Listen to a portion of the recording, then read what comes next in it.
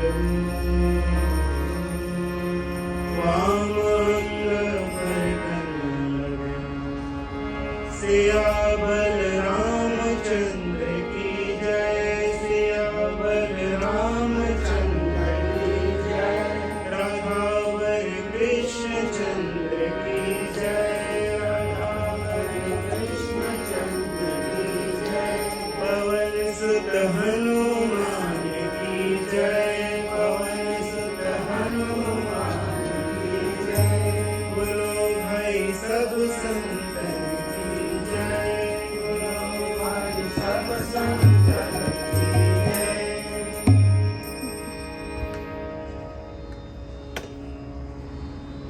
हरे कृष्ण। आप सभी का बहुत बहुत स्वागत है। और आप सभी वैष्णवी के चरण कमलों में हमारा साष्टांग दंडवत प्रणाम। और आपसे अनुरोध है कि हमें आशीर्वाद दें, जिससे कि हम भगवान श्री रामचंद्र जी के विषय में कुछ कह सकें। भगवान के भक्तों के आशीर्वाद से ही भगवान की कथा का वर्णन किया जा सकता है। सबसे पहले एक छोटा सा संकल्प होगा, आप दोनों मिलकर संकल्प करेंगे। भगवान की कथा बहुत ध्यान से सुनेंगे। भगवान श्री रामचंद्र जी की कथा सुनने से सारे मनोरथ पूरे हो जाते हैं। अगर कोई भगवान श्री रामचंद्र जी की कथा सुनता है तो यदि हृदय में कोई इच्छा है तो निश्चित रूप से पूरी होती है। और इसके साथ साथ भगवान में हमारा मन लगता है, भगवान की भक्ति हृदय में निवास करती है। तो आप लोग संकल्प लेके कथा सुनिए। संकल्प का अर्थ होता है कि किसी कार्य को करने के लिए वाव लेना, प्रतिज्ञा लेना। तो प्रतिज्ञा लेकर आपको कथा सुननी है, और भी लोग प्रतिज्ञा लेके कथा सुन सकते हैं। संकल्प में 3 बातों का ध्यान रखा जाता है। एक तो कथावाचक के ऊपर श्रद्धा होनी चाहिए, और भगवान में श्रद्धा होनी चाहिए। तो जब हम पूजा इत्यादि करते हैं किसी भी प्रकार की, तो उस पूजा की प्रोसेस में भी श्रद्धा होनी चाहिए। तो आपकी श्रद्धा वो मुख्य है। हो सकता है वक्ता में कोई गलती हो, नो वन इज परफेक्ट, सब में कोई ना कोई कमियां हैं। तो वक्ता में कुछ कमी हो सकती है, पूजा की विधि में कुछ कमी हो सकती है, भगवान में कोई कमी नहीं, भगवान परफेक्ट है। तो आपकी श्रद्धा के कारण भगवान आपकी इच्छा को पूरा करते हैं। भगवान को अपने हृदय में बैठा लें और संकल्प करें। छोटा सा संकल्प। श्रीमद् भगवत आज्ञेय भगवत कैंकर्य रूपम श्री श्री राधा कृष्ण प्रीत्यर्थम श्री श्री लक्ष्मी नारायण प्रीत्यर्थम श्री श्री राम लक्ष्मण सीता हनुमान प्रीत्यर्थम लड्डू गोपाल प्रीत्यर्थम सर्व गुरुदेवादिदेव प्रीत्यर्थम कृपा कटाक्ष सिद्ध्यर्थम अस्य यजमानस्य अच्युत गोत्रोद्भवस्य शुभ नक्षत्र जातः। नाम सुदर्शन चक्र दास नामधेयस्य जयललिता देवीदासे नामनेय सह कुटुंबस्य सह परिवारस्य सह मित्रस्य सह वैष्णवस्य श्री श्री भगवत कथा श्रवणादि कर्म करिष्ये। हरे कृष्णा कृष्ण कृष्ण हरे हरे, हरे राम राम राम हरे हरे।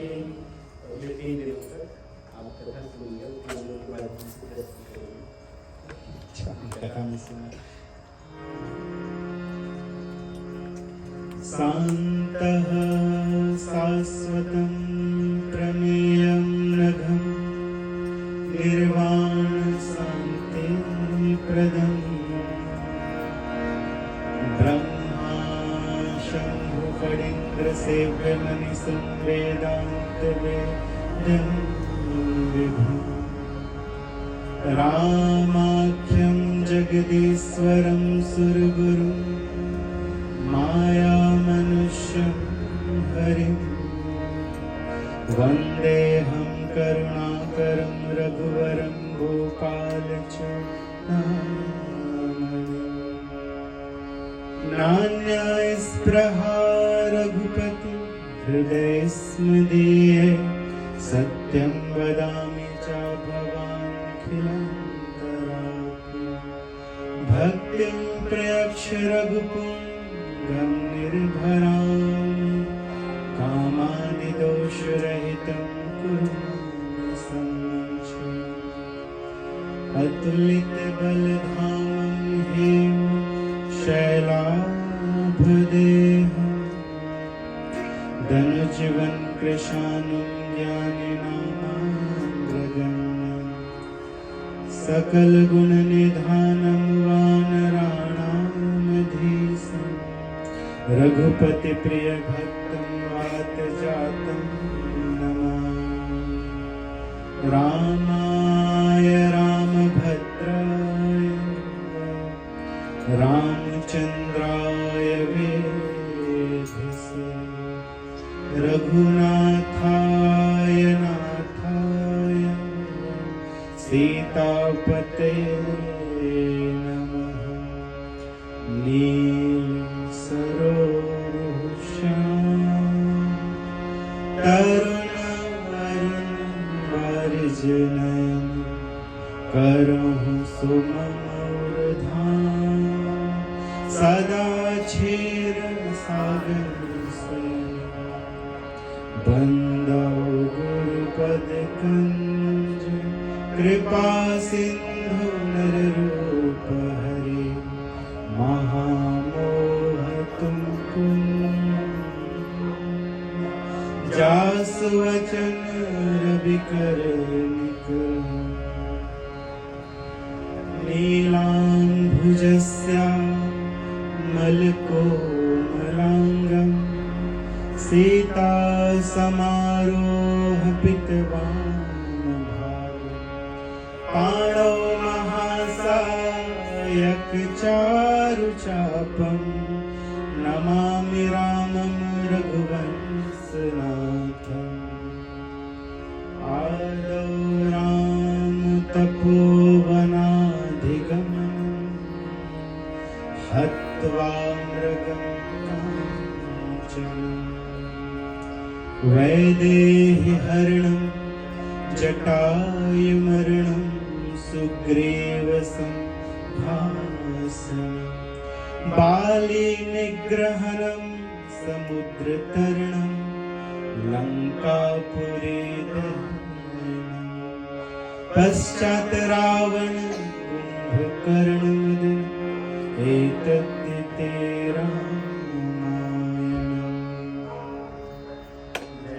रामायण जी की एक बार पुनः सभी का स्वागत है। भगवान श्री रामचंद्र जी की कथा अनंत है और श्री वाल्मीकि जी ने उन्हें 24,000 श्लोकों में लिपिबद्ध किया है।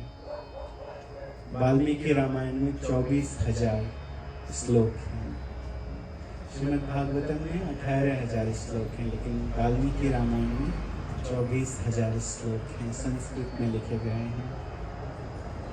तो बहुत ही सुंदर श्लोक में और करुण भाव में उन्होंने इस कथा को रचा है। रामायण करुण भाव में है, हृदय में करुणा आ जाती है। जब रामायण की कथा सुनी जाती है तो बार बार आंखों में अश्रु आ जाते हैं। तो कथा ही ऐसी है, हर श्लोक को करुण भाषा में लिपिबद्ध किया गया है। वाल्मीकि जी की कथा आप लोग जानते हैं और तुलसीदास जी के भी महात्मा को आप लोग जानते हैं, इसलिए उसका हम वर्णन अधिक नहीं करेंगे। 3 दिन की कथा है और ये महासागर, तो 3 दिन में हम सभी को एक महासागर पार करना है। लेकिन ये महासागर अमृत का है।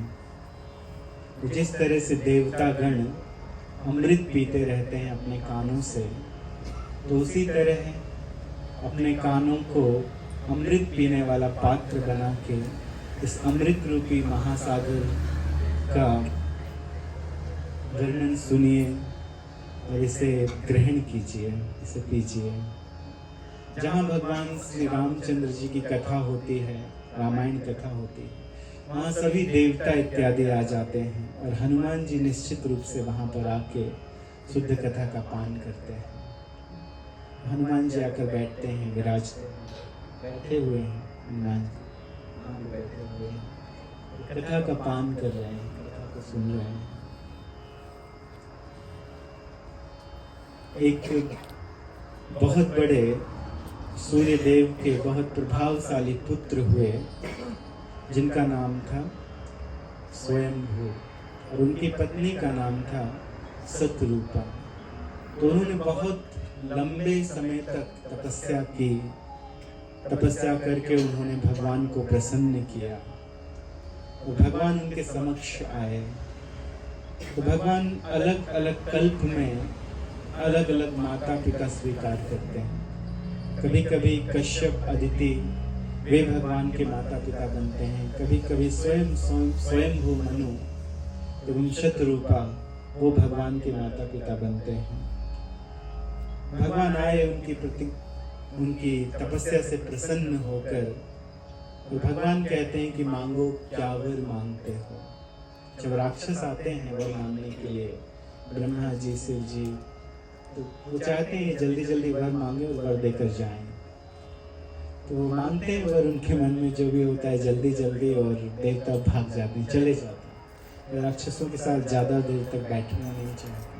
लेकिन जब भगवान आते हैं अपने भक्तों के पास में, तो भगवान भी आनंद का आस्वादन करते हैं और भक्त भी रसास्वादन करते हैं भगवान के सुख में, दिव्य शरीर का, आध्यात्मिक शरीर का।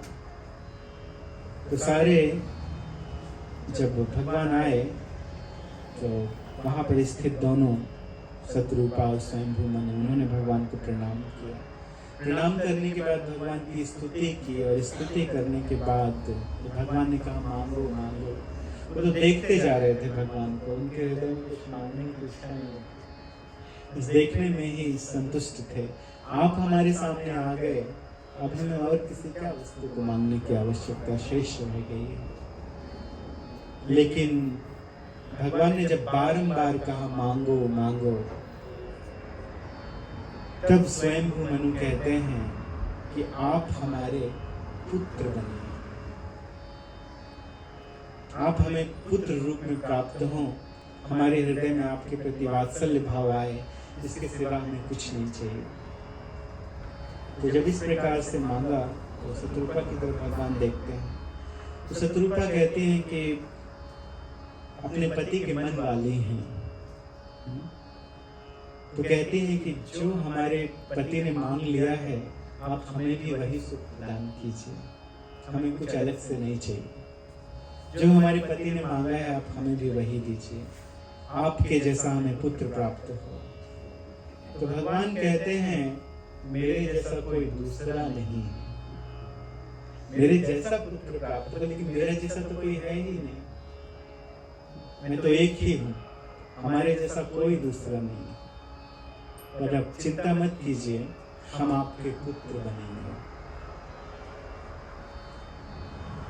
इसके बाद शत्रुपा कहते हैं कि आप भगवान आ गए, मैं आपसे कुछ और मांग सकती हूँ। भगवान को देख रही हूँ, देख के कुछ और मांगने की इच्छा हो गई। तो भक्त है तो भगवान ने भी कहा मांगो मांगो, कुछ और मांगो, जो भी इच्छाएं मांगो।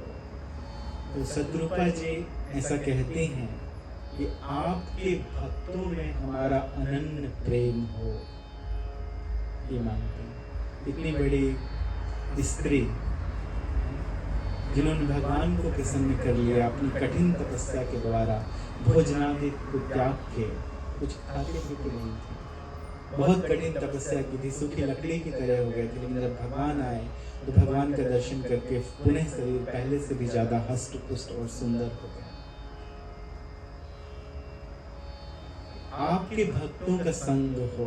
आप पूरी रामायण पढ़िए, पूरी श्रीमद् भागवतम पढ़िए, भक्तों ने यही मांगा है, सभी ने यही मांगा है कि आप हमें अपने भक्तों का संग दीजिए। भगवान ने कहा तथास्तु। तो जब शत्रुपा मांग रही हैं तो मनु महाराज की भी कुछ और मांगने की इच्छा हुई। उनके भगवान हम भी कुछ मांगना चाहते हैं और कुछ मांगना चाहते हैं, क्या मांगना चाहते हैं?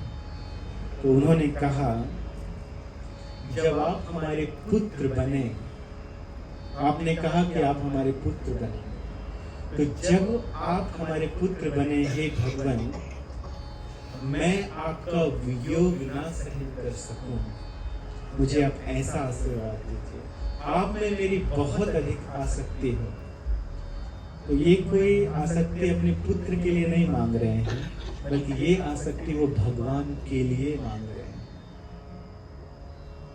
कि आप में मेरी बहुत आसक्ति हो जब आप मेरे पुत्र बने। तो भगवान ने कहा तथास्तु। इसलिए अब जानते हैं कि दशरथ महाराज और शत्रुपा में कितनी आसक्ति थी भगवान के लिए।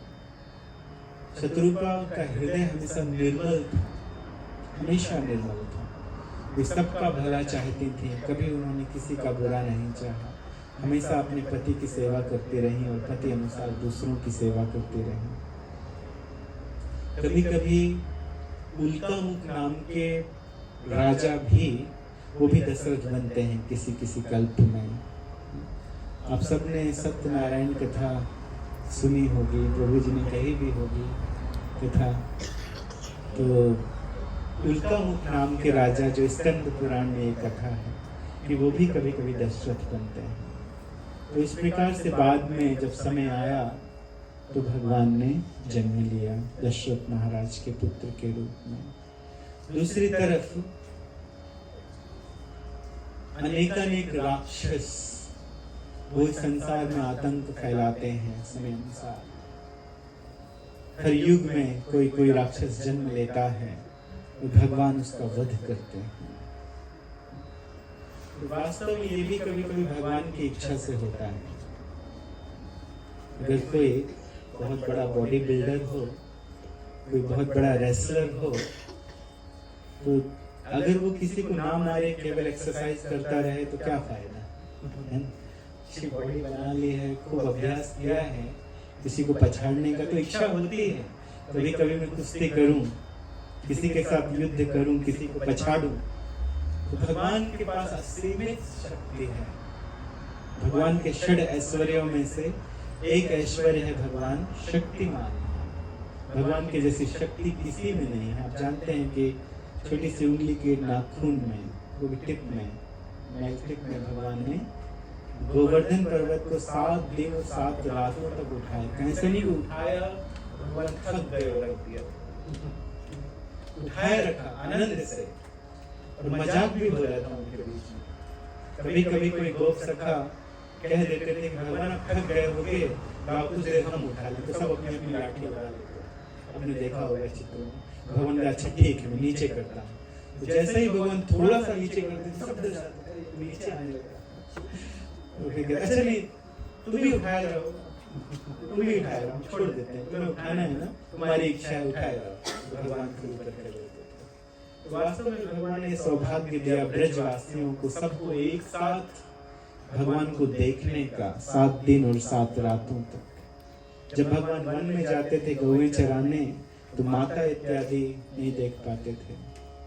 और जब भगवान जब भगवान घर में आते थे जंगल से, तो गोपियां भगवान को नहीं देख पाती थी, गोप वाले भगवान को नहीं देख पाते थे, गौएं भगवान को नहीं देख पाती थी। सबकी ये इच्छा रहती थी कि हम भगवान को 24 घंटे देखें, देखते रहें भगवान को 24 घंटे। तो भगवान ने सौभाग्य प्रदान किया, इसलिए भगवान ने ये लीला की थी। तो भगवान के पास बहुत बल है, इसलिए भगवान अपने परिकरों को भेजते हैं। भगवान के साथ युद्ध कौन कर सकता है? भगवान के परिकर, और कोई दूसरा युद्ध नहीं कर सकता। हमें कहाँ इतनी शक्ति है? हम लोग राक्षस बन भी जाए, कहाँ की शक्ति है? वो भगवान थोड़ी ना आएंगे हमें मारने के लिए। तो हमें मारने के लिए तो कोई भी भौतिक, दैविक, आध्यात्मिक क्लेश ही काफी है। कोई बाढ़ आ जाएगी, कोई सूखा पड़ जाएगा, मर जाएंगे। मन से रोग हो जाता है और हार्ट अटैक आ जाता है। मन में इतना टेंशन आ जाता है कि हार्ट अटैक आ जाता है। फिर ना भगवान हमें मारने के लिए आए। तो कभी कभी जय विजय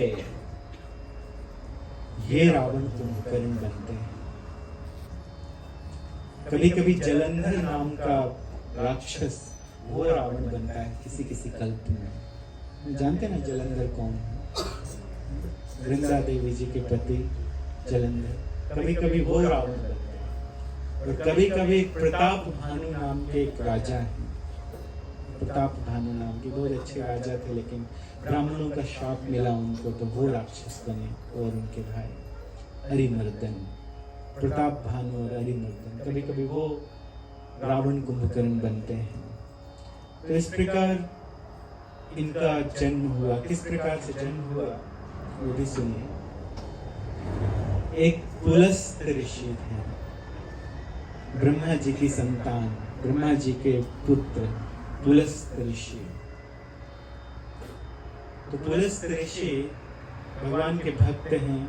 एक बार तपस्या करने के लिए गए, तो एक बहुत अच्छी जगह है जहाँ वो बैठकर तपस्या कर सकते थे। एक आश्रम में गए, तृणबिंदु जी के आश्रम में। एक ऋषि हैं, एक महात्मा है जिनका नाम है तृणबिंदु। तो उनके आश्रम में गए, यहाँ अच्छी जगह है, शुद्ध वातावरण है, सारे ऋषि मुनि यहाँ तपस्या करते हैं। तो वो भी वहाँ बैठकर तपस्या करने लगे। लेकिन तृणबिंदु जी के आश्रम में बहुत सारे ऋषि थे, तो उनकी पुत्रियाँ इत्यादि भी थी। तो वो सामने आ जाती थी, खेलती रहती थी। कभी कभी मंदिर में भी देखते हैं, कोई अच्छा भक्त आ जाता है तो लड़कियां आजू बाजू घूमती हैं उनके। कभी कभी तो उनको डिस्टर्ब होता है ना, कि ये हमसे खुश होकर विवाह कर लें। कोई बढ़िया भक्त है, अच्छा मृदंग बजाने में पटु है, कोई कीर्तन करने में पटु है,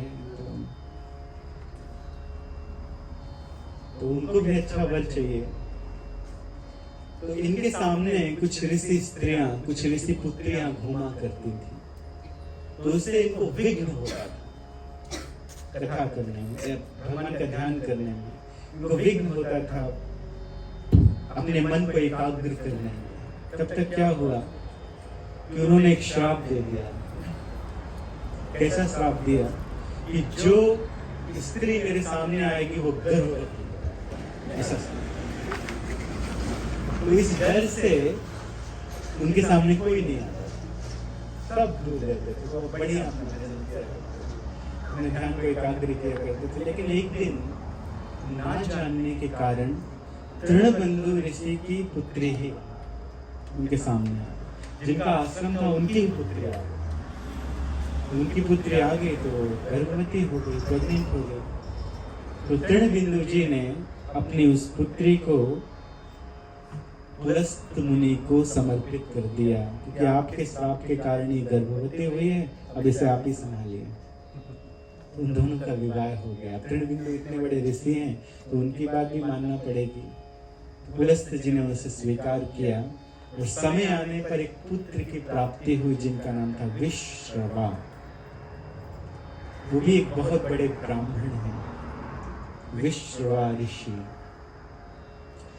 विश्रवा से इतने अच्छे ब्राह्मण थे कि भरद्वाज जी, जानते हैं ना भरद्वाज जी, वो वाल्मीकि जी के शिष्य हैं और वाल्मीकि जी के साथ साथ चलते हैं। तो भरद्वाज जी ने अपनी पुत्री का विवाह विश्रवा जी के साथ करा दिया, जिससे उनको एक अच्छे पुत्र की प्राप्ति हुई जिनका नाम था कुबेर। कुबेर भगवान के बहुत बड़े भक्त थे। ब्रह्मा जी की उन्होंने इतनी बढ़िया तपस्या की, इतनी अच्छी स्तुति की कि ब्रह्मा जी बहुत प्रसन्न हुए और ब्रह्मा जी ने उनको प्रसन्न होकर कई प्रकार के वरदान दिए। ब्रह्मा जी ने कहा कि त्रिकूट पर्वत के समीप लंकापुरी है, बहुत सुंदर, जिसे मैं दानव ने बनाया था। बहुत सुंदर है वो, रहने के लिए कई प्रकार से योग्य है। जब से राक्षस भागे हैं पाताल लोक में युद्ध में देवताओं से हार के, तब से वो खाली पड़ी। आप अपने 1 करोड़ यक्षों के साथ में 10 मिलियन यक्षों के साथ में निवास कीजिए लंकापुरी। तो कुबेर जी वहां रहते थे और कुबेर जी को ब्रह्मा जी ने एक पुष्पक विमान भी दिया था। वो पुष्पक विमान किसका था? कुबेर जी का था। किसने दिया था? ब्रह्मा जी ने दिया। वो पुष्पक विमान इतना बड़ा था, उसमें हजारों महल थे, उसमें स्विमिंग पूल थे, बहुत सारे गार्डन थे बड़े बड़े। जब भगवान श्री रामचंद्र जी को जाना हुआ, विभीषण ने पुष्पक विमान दिया, तो उसमें भगवान की सेना के सारे बानर आ गए, बैठ गए अयोध्या आने के लिए। इतना बड़ा था वो विमान। तो कुबेर जी का विमान था। कुबेर जी उसमें भ्रमण किया करते थे। एक बार एक सुमाली नाम का राक्षस ऊपर से घूम रहा था अपनी पुत्री के साथ। उसकी पुत्री का नाम था कैकसी। तो ये राक्षस होते ही उड़ सकते हैं आकाश में। वो उड़ रहा था आकाश में और उसकी पुत्री भी उसके साथ में उड़ रही थी, कैकसी। तो सुमाली ने देखा कुबेर को, वाह, ब्रह्मा जी को प्रसन्न करके इसने इतना बढ़िया विमान प्राप्त किया। पुत्र किसका है? पता चला विश्रवा जी का पुत्र है। तो सुमाली दैत्य अपनी पुत्री कैकसी से कहते हैं कि आप किसी प्रकार से विश्रवा जी को प्रसन्न करो, जाओ उनसे अनुरोध करो कि वो तुमको भी अपनी पत्नी बना ले, तो इससे तुम्हारे भी ऐसे अच्छे अच्छे पुत्र होंगे। कैकसी ने कहा ठीक। तो कैकसी गई घोर संध्या के समय और जाके विश्रवा मुनि से कहती है कि आप मेरा वरण कीजिए, मुझे पुत्र प्रदान कीजिए। वो ऐसा समय था कि उस समय यदि कोई जाता था, अनुरोध करता था, तो ऐसे बड़े बड़े ऋषियों का, राजाओं का कर्तव्य था उनकी इच्छा को पूरा करना। तो विश्रवा मुनि ऐसा कहते हैं क्योंकि तुम घोर संध्या के समय मेरे पास आई हो, इसलिए तुम्हारे पुत्र राक्षस होंगे। ये तो नहीं चाहती थी कैकसी, राक्षसी थी लेकिन नहीं चाहती थी कि उसके पुत्र राक्षस। तो कहती है कि आपसे विवाह करके, आपके वीर्य को धारण करके भी मुझे राक्षस पुत्र प्राप्त होंगे। ये कैसी अद्भुत लीला है। मुझे तो भक्त पुत्र चाहिए। अच्छा ठीक है, तुम्हारा एक पुत्र भक्त होगा। तो विश्रवा मुनि के कैकसी के द्वारा, कैकसी अलग है, केकई अलग है। केकई किसकी रानी थी? दशरथ जी की। कैकसी किसकी पत्नी थी? विश्रवा मुनि की। तो कैकसी के द्वारा उसके 3 पुत्र और 1 पुत्री हुए, रावण, कुंभकर्ण और शूर्पणखा। और 1 पुत्र हुए विभीषण, जो भगवान के भक्त थे। तो एक बार की बात है कि विश्रवा मुनि से मिलने के लिए कुबेर आए अपने पुष्पक विमान में बैठकर। तो पिताजी बहुत आदर से आसन पर बैठाते हैं और कहते हैं कैसे हो, तुम्हारा राज्य काज सब कैसा चल रहा है, भगवान की भक्ति हो रही है। बहुत प्रेम से आदर के साथ बैठाला। इतना आदर वो रावण को नहीं देते थे, कुंभकर्ण को नहीं देते थे, बचपन से बदमाश थे, राक्षस थे तो बदमाश थे, तो उनको आदर नहीं देते थे, डांटते थे, सिखाते थे, लेकिन नहीं सीखते थे। तो रावण अपनी माता से पूछता है कि कौन आया है। पिताजी उसका इतना सम्मान कर रहे हैं, कौन आया है। तो विश्रवा जी की पत्नी कैकसी ने कहा कि ये उनका एक और पुत्र है जिसका नाम है कुबेर। इसने ब्रह्मा जी को प्रसन्न करके देखो कितना अच्छा विमान प्राप्त कर लिया है, कितनी ताकत है, कितनी शक्ति है इसके पास। हजारों हजारों यक्ष इसका अनुसरण करते हैं और तुम लोग आलसी पड़े रहो बस घर में, तुम लोगों से कुछ नहीं होगा। ऐसा कह दिया। तो ये बात उसे लग गई। जैसे ही आलसी कह दिया तो ये बात उसे लग गई, आलसी नहीं। तो ये भी गए अपने भाइयों को लेके, कुंभकर्ण और विभीषण को लेकर गए तपस्या करने के लिए। ये तपस्या करना भी सबके बस की बात नहीं है। हम हमेशा कहते हैं कि जो भक्त हैं वो प्रतिदिन ब्रह्म मुहूर्त में उठ जाते हैं, मंदिर में आरती करते हैं, ड्रेसिंग करते हैं, भगवान की पूजा करते हैं, तो ब्रह्म मुहूर्त में उठ जाते हैं भक्तगण और अपना काम शुरू कर देते हैं। उनका काम क्या है? भगवान का भजन। हरे कृष्णा कृष्णा कृष्णा हरे हरे, हरे राम राम राम हरे हरे। तो राक्षस जो हैं वो 11 बजे तक सोते रहते हैं। जल्दी उठना उनके बस की बात नहीं है। उनको यदि आप बोलेंगे कभी मंगल आरती आई है, वो नहीं आएंगे, वो उनके बस की बात नहीं है। और वो ऐसा सोचते हैं कि भगवान ने उनको ये दिन दिया है सैटरडे संडे सोने के लिए, ऐसा सोचते हैं। और भक्त सोचते हैं भगवान ने हमें सैटरडे संडे दिया है पूरा दिन भगवान की सेवा में रत रहने के लिए, सेवा करने के लिए। कभी कभी जैसे राक्षस होते हैं जो हठ योग के द्वारा भगवान की पूजा करते हैं। 10 कंधर बहुत कठिन भगवान की तपस्या करने लगा, बहुत कठिन 10 कंधर। उसका नाम रावण नहीं था पहले, रावण नाम बाद में हुआ। उसका नाम था 10 कंधर। एक बार कैकसी और विश्वा मुनि बैठे थे और विश्वा मुनि अपनी तपस्या में भजन में लगे हुए थे। वो राक्षस की पुत्री है तो कभी भी मजाक करती थी, तो अपने पति से कहती है, पूजा पाठ खत्म करके जब आए विश्वा मुनि तो कहती है, जितनी देर आप ये तपस्या और पूजा पाठ जब में लगा दिए ना, उतनी देर मेरे साथ रहते तो अब तक 10 बच्चे हो जाते। ऐसा बोल दी। तो विश्वा मुनि ने कहा तुम्हें एक पुत्र दूंगा 10 के बराबर हो। 10 कंधर हुए, 10 सिर वाले और 20 भुजाओं वाले 10 कंधर। एक जगह ऐसी भी कथा आती है कि शिव जी को प्रसन्न करने के लिए बहुत प्रयत्न किया, यज्ञ किया, बलि इत्यादि दी, लेकिन फिर भी शिव जी नहीं आए। 10 कंधर रावण, तब तक उसने शिव जी प्रकट नहीं हो रहे, तलवार उठा ली और अपना ही गला काटने के लिए तैयार, कि अपना गला काट के शिव जी को समर्पित कर दूंगा। तो शिव जी बेचारे भोलानाथ हैं, प्रकट हो गए। तो इस बात से उन्होंने प्रसन्न होकर उसे 10 सिर दे दिए। यदि कोई सिर कटता भी था तो वो वापस आ जाता था। तो बहुत बड़ी तपस्या की 10 कंधर ने अपने भाइयों के साथ में, कुंभकर्ण के साथ में, विभीषण के साथ में, और तपस्या करके उन्होंने ब्रह्मा जी को प्रसन्न कर लिया। ब्रह्मा जी आए तो वही वरदान मांगा जो राक्षस मांगते हैं। राक्षस क्या वरदान मांगते हैं? हमें अमर बना दीजिए। ब्रह्मा जी कहते हैं अरे हम भी अमर नहीं हैं, तुम्हें अमर कहां से बना दे, हम स्वयं अमर नहीं।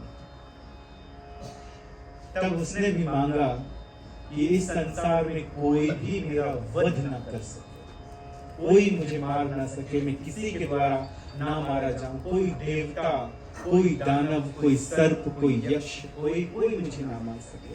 केवल 2 लोगों का नाम नहीं लिया, एक मनुष्य और एक बंदर। कहता है मनुष्य और बंदर को छोड़ के ऐसा वरदान दीजिए कि मुझे कोई ना मार सके। 2 लोगों का नाम क्यों नहीं लिया? क्योंकि बंदर और मनुष्य को बहुत तुच्छ समझता था, इतना तुच्छ समझता था कि वो मुझे क्या मारेंगे, उनको तो मैं वैसे ही पकड़ के खा जाता, पकड़ के कितने कितने मानवों को पकड़ के, बंदरों को पकड़ के खा जाता। तो उनको बहुत तुच्छ मानता था। तो ब्रह्मा जी नहीं देना चाहते थे ऐसा वरदान, लेकिन दे दिए तथास्तु। कुंभकर्ण नहीं था चाहिए, तो कुंभकर्ण मांगना चाहता था कि मैं 1 दिन सोऊं और 6 महीने जागूं। तो ब्रह्मा जी ने अपने मन में विचार किया अगर इसने ये मांग लिया तब तो हो गया पृथ्वी का कल्याण। इतना खाता है कि पूरी पृथ्वी को 1 महीने में खा जाएगा।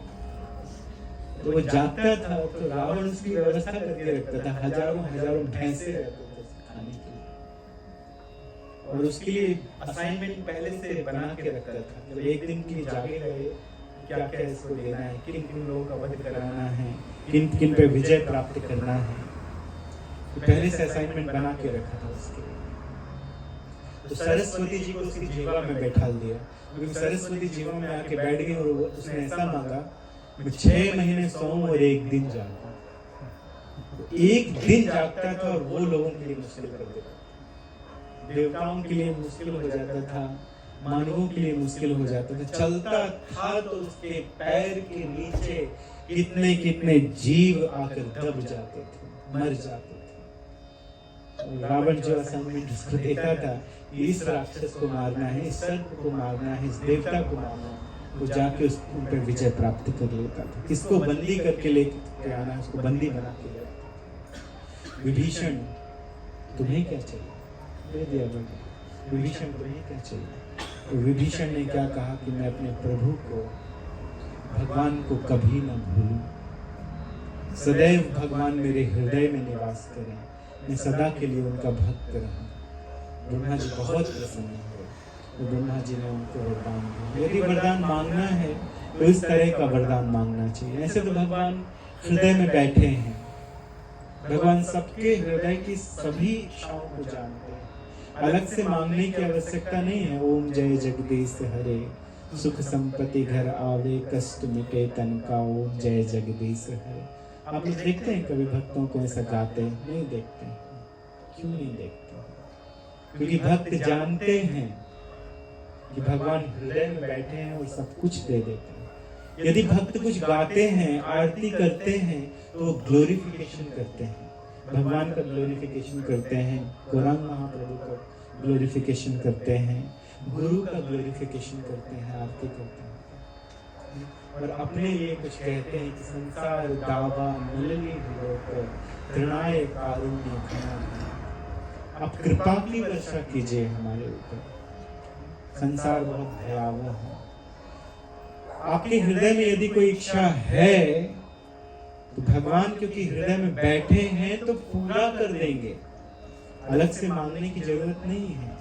यदि मांगना है तो यही मांगना है कि हे भगवान, आप हमें अपना भक्त बना लीजिए, आप हमें अपने भक्तों का संग दीजिए। ये है मांगने योग्य बातें। सभी भक्तों ने यही मांगा है। तीनों को उनकी इच्छा के अनुसार वरदान प्राप्त हुए। इसके बाद रावण का कहर इस संसार में बढ़ गया।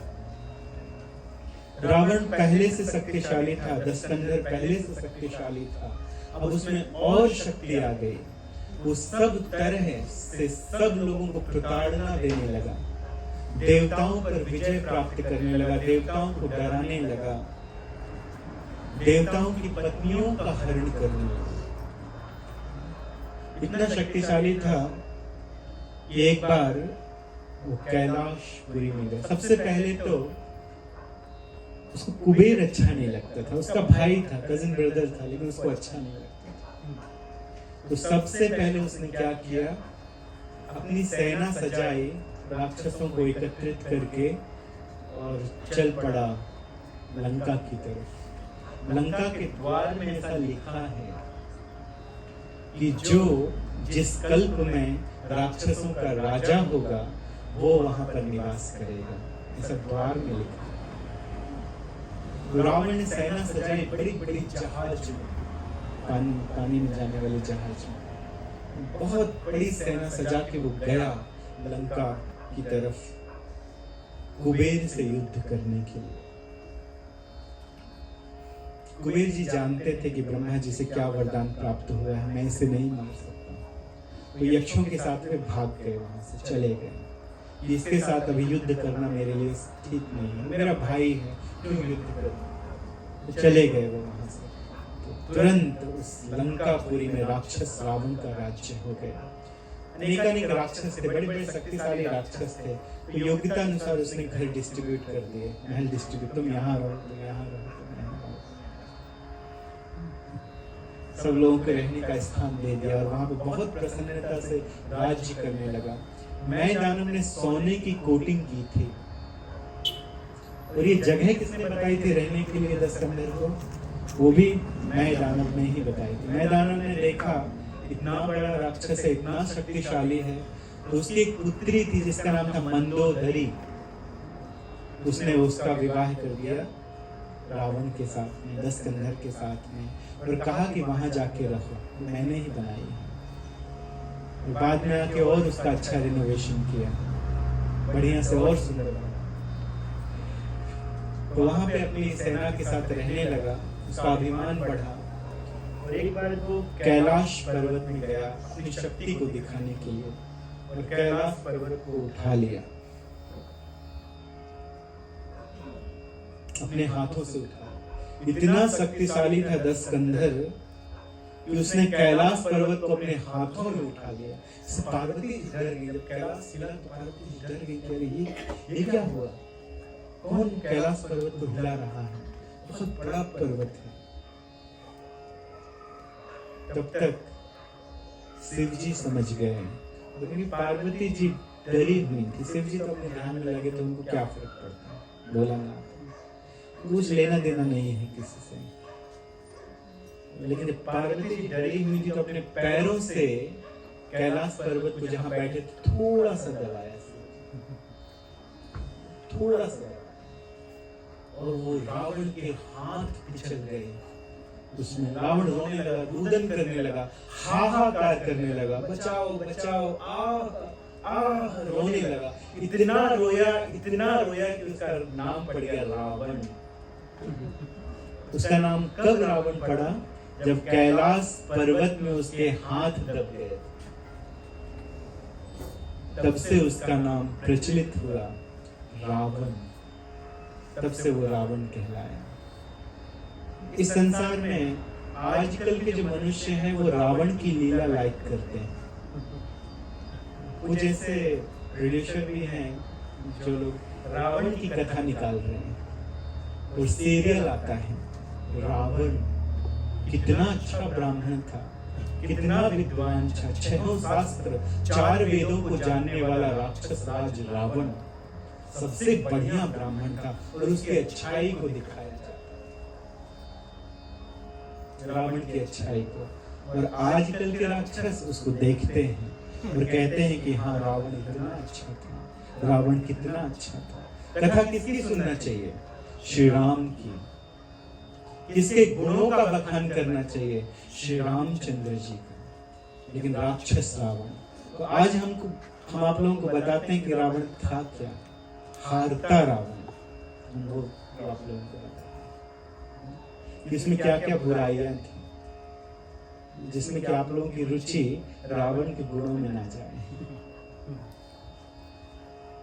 एक तो शिव जी ने दबाया उसके हाथों को, वहीं हार गया। रोने के कारण उसका नाम पड़ा रावण। और उसके बाद उसने द्वेष के कारण पुनः अपने भाई के ऊपर चढ़ाई की, जो वहीं आसपास रहते थे, और उनका पुष्पक विमान छीन लिया। तो पुष्पक विमान कुबेर का था, लेकिन किसने छीन लिया, रावण ने। और पुष्पक विमान पे बैठकर और घूमता रहता, बैर के कारण उसने झगड़ा किया, उस पर बैठ के घूमता रहता था परास्त करने के लिए लोगों को। देवता उसके डर से भाग जाते थे, शक्तिशाली देवता उसके डर से भाग जाते थे। जब जाता था लड़ने के लिए वो अंतर्ध्यान हो जाते थे, जानते थे हमारे द्वारा मरेगा नहीं, तो अंतर्ध्यान हो जाते थे। तो एक बार देवताओं को ढूंढता ढूंढता वो जा रहा था, तब तक नारद जी मिल गए। नारद जी से पूछता है कि देवता कहाँ है, कहाँ जाके देवताओं को ढूंढूं और उनको मारूं। बताइए, देवताओं से बैर रखता है, ये भी एक लक्षण है। माँ नहीं मात, पिता नहीं देवा, साधु से करवावही सेवा। साधुओं से अपनी सेवा करवाता था राक्षस। ऐसे बोलता था ब्राह्मण, पैर दबाओ मेरे। बेचारे साधु डर के कारण तो पैर भी दबाते थे राक्षस। जब खूब बढ़िया मसाज करवा लेते थे तो पकड़ के उनको खा जाते थे। राक्षस ऐसे थे। ये नहीं बताया जाता है कि साधुओं को ही खा जाते थे, साधुओं से सेवा कर। माता पिता का त्याग कर दिया था, क्योंकि माता पिता सही रास्ता बताने वाले थे। विश्वकर्मा मुनि की बात नहीं मानते थे। अपने अच्छे भाइयों की बात नहीं मानते थे। किस तरह से उसने विभीषण को निकाल दिया अपने राज्य से, आप जानते हैं। नारद जी से मिला और पूछता, देवता कहाँ हैं? मैं उनको हराकर स्वर्ग पे अपनी रासलीला रचाऊंगा, स्वर्ग पे मैं राज्य करूंगा। वो चाहता था लंका से सीढ़ी बना दे स्वर्ग तक के लिए, और इतना सक्षम था कि वो चाहता तो वो सीढ़ी बना सकता था। रावण पृथ्वी से स्वर्ग तक की सीढ़ी बनाना चाहता था कि किसी को यज्ञ ना करना पड़े स्वर्ग जाने के लिए, सीढ़ी चढ़े और बस लोग स्वर्ग पहुंच जाए। अच्छा काम था एक तरीके से, स्वर्ग लोग चले जाते। तो लेकिन आलसी था। आलसी लोग क्या करते हैं, राक्षस लोग क्या कहते हैं, आज करे सो काल कर और काल करे सो परसों, जल्दी जल्दी क्यों करता है, अभी तो पड़े हैं बरसों। उसने सोचा मैं तो अमर हूं, ये काम मैं कभी भी कर लूंगा। आलसी लोग क्या कहते हैं, आज करे सो काल कर, काल करे सो परसों, जल्दी जल्दी क्यों करता है, अभी तो पड़े हैं बरसों। लेकिन भक्तगण क्या उपदेश देते हैं, अरे भैया समय नहीं है, कभी भी मर सकते हो। काल करे सो आज कर, आज करे सो अब, पल में परले होएगी, बगरी करेगा कब, कभी भी प्रलय आ जाएगा, इसलिए अभी नाम जप लो। भक्त ऐसा कहते हैं। लेकिन वो सीढ़ी बना सकता था, लेकिन नहीं बना। और सीता जी को चुराना बुरा काम, वो अच्छा काम नहीं था, पर नारी को चुराना वो बुरा काम था। उनको जल्दी से चुरा के लेकर आया। उसने अपनी मृत्यु को स्वयं आमंत्रित किया। नारद जी ने बताया कि अगर देवताओं का पता बता दूंगा तो जबरदस्ती हो जाएगा और जाके मार देगा देवताओं को। तो उन्होंने बोला श्वेत द्वीप की तरफ जाइए, वो विष्णु के भजन में लगे रहते हैं, वहां आपको भगवान मिलेंगे, वहां आपको उनसे युद्ध करेंगे, सारे देवता अपने आप परास्त हो जाएंगे। तो गया श्वेत द्वीप में अपनी गदा लेकर युद्ध करने के लिए। काटता हुआ इतना जोर से बोलता था रावण, इतना जोर से बोलता था, सोचिए रोने के कारण उसका नाम पड़ गया रावण। इतना जोर से दहाड़ता था कि गर्भवती स्त्रियों की गर्भ गिर जाती उसकी आवाज सुन के।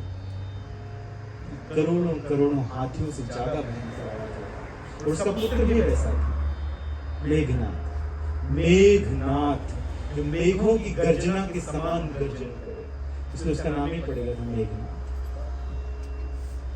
तो ऐसा रावण गया श्वेत द्वीप में भगवान से युद्ध करने के लिए। तो बहुत सारी स्त्रियां देखी, सुंदर सुंदर स्त्रियां। तो उसने सोचा ये सब देवताओं की स्त्रियां हैं। तो जाकर कहता है अपने पतियों को भेजो, मैं उनके साथ संग्राम करूंगा, युद्ध करूंगा, उन्हें युद्ध में परास्त करके तुम लोगों को ले जाऊंगा और तुम्हारे साथ ब्याह रचाऊंगा, सबको ले चलूंगा लंकापुरी। कामी था, कैसा था, कामी था रावण। तो एक बूढ़ी स्त्री आई, बूढ़ी स्त्री सुन रही थी, तो बूढ़ी स्त्री आई और उसके पैर पकड़ लिए रावण के, और पैर पकड़ के ऐसे घुमाते घुमाते घुमाते वो ऊपर ले गई, आकाश में बहुत ऊपर ले गई। ऐसे घुमाते घुमाते घुमाते जोर से उसको फेंका तो वो पाताल में जाके गिरा। ये है हारता रावण। श्वेत द्वीप की, भगवान के धाम की एक स्त्री ने उसको इतनी जोर से फेंका कि वो पाताल में जाके गिरा। बूढ़ी स्त्री क्या भगवान के साथ युद्ध करेगी? कर सकता है भगवान के साथ युद्ध? होगी कोई वात्सल्य भाव रखने वाली स्त्री जो उसी स्वरूप में जाना चाहती होगी भगवत धाम, वहां से फेंका उसको। कोई दूसरा होता तो मर गया होता, लेकिन उसको वरदान था कि कोई इसको मार ही नहीं सकता है। पाताल में जाके गिरा, लेकिन ऐसे करके उठा। और सब ऐसे लोगों को कोई गिनती नहीं होती है। किसी ने फेंका, वो फिर से खड़ा हो गया, फिर से गदा लेके यहाँ किसको मारूं, सोचने लगा यहाँ किसके साथ युद्ध करूं। तो वहां नागों के लोक में विजय प्राप्त करता हुआ वो सुतल लोक में आया। सुतल लोक में कौन रहते हैं? बलि महाराज। तो बलि महाराज से जाके कहता है कि आप भी राक्षस, हम भी राक्षस, एक ही वंश के, सजाइए सेना, चलते हैं विष्णु के पास, उसको परास्त करेंगे और निर्भय हो जाएंगे, हमें कोई नहीं मार सकता है। उसके बाद निर्भय होकर हम लोग आराम से राज्य करेंगे इस संसार के ऊपर। अपने मन में विचार किया बलि महाराज जी ने, श्री राम शरणम समस्त जगतम, रामम बिना का गति, राम के बिना किसकी क्या गति है, ये भगवान के साथ युद्ध करेगा। तो उन्होंने कहा इधर आओ, जो आभूषण पड़े हैं ना, जो आभूषण पड़े थे सुतल लोक में, उसके परदादा के आभूषण थे, हिरण्याक्ष और हिरण्यकश्यप के आभूषण पड़े थे। इसको उठाओ और पहन लो पहले, इसके बाद युद्ध करने के लिए चलते हैं। इसको पहन गया, उठाने की कोशिश किया, जो हाथों में पहनने वाले जो आभूषण थे वो भी नहीं उठे उससे, वो भी नहीं उठे। जो हिरण्यकश्यप और हिरण्याक्ष धारण करते थे वो रावण उठा भी नहीं पाया। तू युद्ध करेगा? जानता है जिनके ये आभूषण हैं उनको उन्हीं भगवान ने चींटी की तरह मार दिया। एक को केवल कनपट्टी पे मारा और वो मर गया, खून उगलता हुआ गिरा, और दूसरे का तो हृदय ही फाड़ दिया। तू युद्ध करेगा? जो उनके आभूषण को भी ना उठा पाया, चल जाए यहाँ से, भाग यहाँ से। वामन जी ने देखा सुतल लोक में 49 गेट हैं। कितने गेट हैं? 49 गेट हैं, 49 गेट हैं। और सब गेट पे पहरा देते हैं वामन देव जी। आप कहें कि वामन देव जी ने बलि महाराज का सब कुछ छीन लिया, छीना नहीं, दिया। उनके द्वारपाल बन गए। 49 गेट्स में वो खड़े रहते हैं रक्षा करने के लिए। वामन देव जी स्वयं खड़े रहते हैं, अपने आप को विस्तार कर, अपना विस्तार करके। जब भगवान ने देखा तो उनको याद आ गया कि नारद जी से देवताओं के विषय में इसने क्या अपशब्द कहे थे। तो वहां के बच्चों को भगवान वामन देव जी ने अपनी आदि शक्ति दे दी। तो बच्चों ने खेल खेल में रावण को पकड़ लिया कि कैसा अद्भुत प्राणी है, इसके 10 सिर और 20 भुजाएं। तो खेल खेल में पकड़ लिया और बांध लिया, और बांध के थप्पड़ मारने लगे। सुतल लोक के बच्चे, हारता रावण, ये है हारता रावण। तो वहां से पूछते थे कौन हो तुम, क्या नाम है तुम्हारा? बच्चे पूछ, शर्म के कारण बताता नहीं था कि उसका नाम क्या बताए। अगर अपना नाम बता दिया तो बोलेंगे कि रावण को बच्चों ने मारा। तो किसी तरह से वामन देव जी को दया आ गई कि कुछ भी कहो, राजा है, तो छुड़ा के उसको मुक्त कर दिया। चला गया वो। वहां से सीधे गया तो पहुंचा कहाँ? मध्य प्रदेश। सीधे गया जबलपुर। वहां पे सहस्त्र बाहु राज्य करते थे। एक बहुत बड़े राजा हुए हैं, इसकी 20 भुजाएं, उनकी सहस्त्र भुजाएं थी, 1000 भुजाएं थी। अच्छे थे, शिव जी के बहुत बड़े भक्त थे। तो वो बहुत सारी स्त्रियों के साथ रेवा नदी में वो विहार कर रहे थे। तो रावण गया, किसी ने बता दिया होगा सहस्त्रबाहु बहुत बड़ा राजा है, तो उनको परास्त करने के लिए गया। उस जगह की सुंदरता इसे देखते नहीं लोग, उन्होंने सोचा इनको मार के इसको भी हड़प लेगा। तो जाके अपनी 20 भुजाओं से रेवा नदी में एक पुल बना दिया, रोक लिया पानी, तो सब जगह फ्लड आ गई, सब डूबने लगे। सारी स्त्रियां उनकी डूबने लगी। तो कहने रक्षा कीजिए, रक्षा कीजिए। सहस्त्रबाहु ने कहा मेरे जैसा शक्तिशाली कौन आ गया? वो आगे गए तो देखा ही तो राक्षस रावण। तो उन्होंने देखते देखते उसको पकड़ लिया और पकड़ के अपने राज्य में बांध दिया। वहां भी उसको बच्चे मारते थे, बीच में उनको रखा था, अपने राज्य के बीच में बच्चे मारा करते थे। क्या नाम है तुम्हारा बताओ? नहीं बताता। ये है हारता रावण, ये हारता रावण। एक बार इसकी इच्छा हुई, बहुत सुना था कि बाली के पास बहुत बल है, तो बाली के पास युद्ध करने के लिए गया। उस समय बाली संध्या कर रहे थे, संध्या वंदन कर रहे थे। तो जाके पुकारने लगा, अरे बहुत बल है, मैंने सुना है तुझ में, पहले मेरे साथ संग्राम कर, उसके बाद संध्या वंदन करना, उसके बाद ध्यान लगाना, पहले मेरे साथ युद्ध कर। वो अपना संध्या वंदन में लगे थे, कहाँ इसके साथ बात करें। राक्षस राज रावण के साथ। तो लेकिन वो बहुत परेशान करने लगा। तो बाली के सामने जो आता था, बाली उसका आधा शक्ति ले लेते थे। तो पीछे से गया मारने के लिए, सुन नहीं रहे थे तो पीछे से गया यहाँ पे मारने के लिए। तो बाली ने अपनी पूंछ में लपेटा उसको वहीं पीछे से, और उसको यहाँ पे दबा लिया, अपनी कांख में दबा लिया। यहाँ पे कोई यहाँ से खुशबू नहीं लेना चाहता है, इतनी बदबू निकलती है यहाँ से, और यहाँ पे दबा लिया ऐसे करके। तो वाल्मीकि रामायण में लिखा है कि 5 मुहूर्त तक ही दबाए रखा, ज्यादा नहीं। 5 मुहूर्त में वो 7 समुद्र में जाके गायत्री करके आ गया, भाग गया। लेकिन और दूसरी जगह रामायण सतकोटि अपारा, और बहुत सारे रामायण है, सतकोटि अपारा, बहुत बहुत रामायण है। तो कहीं कहीं ऐसा लिखा है कि 6 महीने तक दबाए रखे, 6 महीने तक वहीं तक। तो कभी कभी अपने दांतों से काटता था अंदर, निकालो मुझे। तो ऐसा लगता था बाली को कि जुएं खुजला रहे हैं और ऐसे करते, तो बड़ा कष्ट होता था, बहुत कष्ट होता था। और कभी कभी वो निकलने की कोशिश करता था, भागने लगता था, तो पुनः पूंछ में पकड़ के फिर दबा देते थे, और रात में उसको बांध देते थे। जब बांध देते थे तो उसके सिर में आके अंगद खूब पैरों से मारते थे, खूब लाते मारते थे, अंगद खूब लाते मारते। फिर एक दिन पत्नी तारा ने देखा कि रावण है, तो घर में पति नहीं थे, तो अभी भाग जा, देख लिया फिर से पकड़ लिया, जाओ इस टाइम भाग गया। हारता रावण। ये कैसा रावण है, कैसा रावण जो आकाश मार्ग में एक बार रंभा का हाथ पकड़ लिया। रंभा ने कहा, महाराज आप जानते नहीं हैं मैं कौन हूं, मैं आपकी पुत्र वधू हूं, मैं आपकी पुत्र वधू हूं, आपके भाई कुबेर के पुत्र की मैं पत्नी हूं।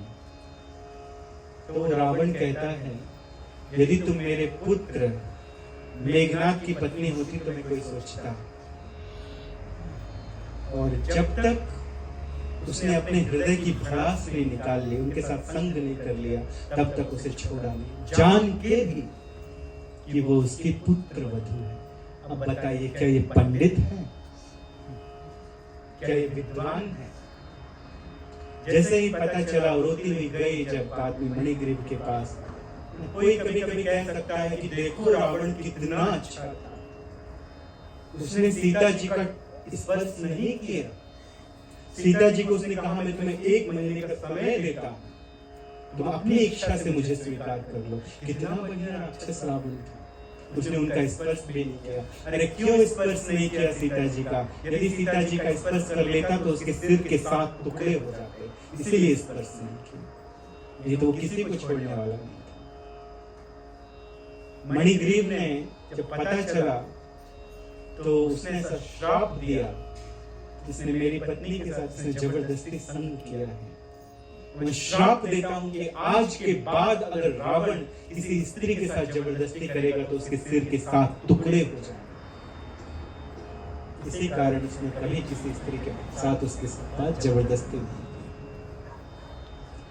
तो बड़े बड़े देवताओं की स्त्रियों को, नागों की स्त्रियों को, किन्नरों की स्त्रियों को हर के लेकर आया था, उनको परास्त कर करके। एक बार गया था स्वर्ग इंद्र से युद्ध करने के लिए, तो इंद्र ने उसको परास्त करके बंदी बना लिया। लेकिन जब मेघनाथ को पता चला तो मेघनाथ गया, इंद्र ने बंदी बना लिया था, हरता रावण। मेघनाथ गया और मेघनाथ ने मेघों के समान गर्जना करने वाला, उसने इंद्र को परास्त करके इंद्र को बंदी बना के ले आया, पिता को मुक्त करके, और इंद्र को बंदी बना लिया था लंका में। बहुत शक्ति थी मेघनाथ, बहुत तपस्या करके बहुत सारे वरदान प्राप्त किए थे। उसके बाद ब्रह्मा जी आए थे इंद्र को छुड़ाने के लिए, और ब्रह्मा जी को बहुत सारे वरदान देना पड़े, बहुत सारे आयुध देना पड़े, तब उसने छोड़ा था, और ब्रह्मा जी छुड़ा के लेकर गए थे। तो ऐसा रावण, लेकिन उसके बाद भी उसको कोई खेद नहीं था अपनी हार का। सबसे ज्यादा उसकी मृत्यु का कारण क्या था? एक बार जब इस तरह से श्राप मिला, देवताओं का श्राप मिला, तो श्राप आया रावण के पास, तो डर गया, लेकिन अंगीकार किया। अंगीकार करने के बाद श्राप का प्रभाव हुआ। श्राप जो श्राप दिया था, श्राप परसों नहीं पाया, अंगीकार करना पड़ा। डर गया था, रावण भी हिल गया था। और इसके बाद रावण की वृत्ति बदल गई। वो कहता है मैं सबसे कर लेता हूँ, हर किसी से मैं कर लेता हूँ, लेकिन अभी तक साधु मुझे कर नहीं देते। ऋषि जो दंडकारण्य में तपस्या कर रहे हैं वो मुझे कर नहीं देते। ये उसकी मृत्यु का कारण बना। उसने 4 सैनिक भेजे कि जाओ साधुओं से कर लेकर आओ। बेचारे साधुओं से कर मांगे, जो खाना पीना छोड़कर, अपना परिवार छोड़कर भगवान के भजन में लगे हुए हैं, उनसे कर मांगने के लिए अपने दूतों को भेजा। जब वे गए दूत कर मांगने के लिए, तो राक्षस रावण के प्रभाव को जानते थे कि अगर हम कर नहीं देंगे तो वो आएगा, हमें खा जाएगा। तो उन सब ने मिलकर अपना रक्त निकाल के, अपने शरीर को काट के रक्त निकाल के घड़े में भेजा, ये ले जाके यही कर रहे हैं हमारी, ये रावण को देना। लेकिन जैसे ही इस घड़े को रावण खोलेगा, तो खोलने के साथ ही वो अपने पूरे वंश के साथ नष्ट हो जाएगा। तो ये भी बता देना। तो दूत ले जाके दिए वो घड़ा रावण को। तो रावण को जब घड़ा दिए तो रावण खुश हो गया, वाह मैंने साधुओं से भी कर ले लिया। लेकिन बाद में वो क्या कहते हैं लोग, महाराज जैसे ही आप इसका लिड निकालेंगे, इसे देखेंगे, तो आप आपके वंश के साथ नष्ट हो जाएंगे। तो डर गया। उसने कहा इसे दूर ले जाओ उत्तर दिशा में। जनक महाराज के प्रभाव को जानता था। जनक महाराज ने एक बार वेद शास्त्रों की सभा में उसे परास्त कर दिया था। इसलिए कहता है कि इस घड़े को ले जाकर जनक महाराज के राज्य में गड़ा दो। जब जनक महाराज कभी ना कभी तो इसे देखेंगे, तो वो अपने परिवार के साथ नष्ट हो जाएंगे। उसने अपने दिमाग लगाया। एक बार जनक राज्य में सूखा पड़ा था, पानी नहीं बरसा। एक बहुत बड़ा यज्ञ किया जनक महाराज ने। सोने का हल बनवाया, प्लाव बनवाया, सोने का प्लाव, और उसको जनक जी ने खुद चलाया। तो उसी स्थान से एक सिंहासन निकला, जिसमें सीता जी बैठे हैं, महालक्ष्मी बैठे हैं। ओम हिरण्यवर्णाम हरिणी सुवर्ण रजतस्रजाम चंद्राम हिरण्मयीं लक्ष्मी जात वेदो आवह काम आवह जात वेदो लक्ष्मी मनपगामिनीं यस्यां हिरण्यं विन्देयं गामस्वं पुरुषानः महादेव्यै च विद्महे विष्णुपत्नी च धीमहि तन्नो लक्ष्मी प्रचोदयात्। तो वहां से लक्ष्मी जी निकली, 4 स्त्रियां जिन्हें चावल डुला रही थी। तो इसको देख के सब बहुत प्रसन्न हुए, अपनी स्तुति की, पानी बरसा वहां पर। स्तुति करने के बाद वही लक्ष्मी जी एक छोटी सी पुत्री के रूप में बदल गई, क्योंकि भूमि से उत्पन्न हुई थी तो उनका नाम पड़ा भूमिजा। इसके बाद जब छोटी सी स्त्री बनी तो उनकी पत्नी ने उनका नाम रखा जानकी, उन्हें ग्रहण कर लिया, जानकी नाम पड़ा। हल से जो लाइन बनती है, जो रेखा बनती है बीच में, जो गड्ढा बनता है, उसको सीता कहते हैं। एक नाम पड़ा सीता। और जो हल का जो आगे का भाव होता है, भाग जिससे लाइन बनाई जाती है, खोदा जाता है भूमि को, उसको भी सीत कहते हैं, इसलिए भी उनका नाम पड़ा सीता। विदेह राज में थी तो वैदेही कहना। बाद में वे श्री रामचंद्र जी की पत्नी बनी। नारद जी आए और नारद जी ने कहा कि स्वयं भगवान इनका वर्ण करेंगे। एक बार खेल खेल में सीता जी ने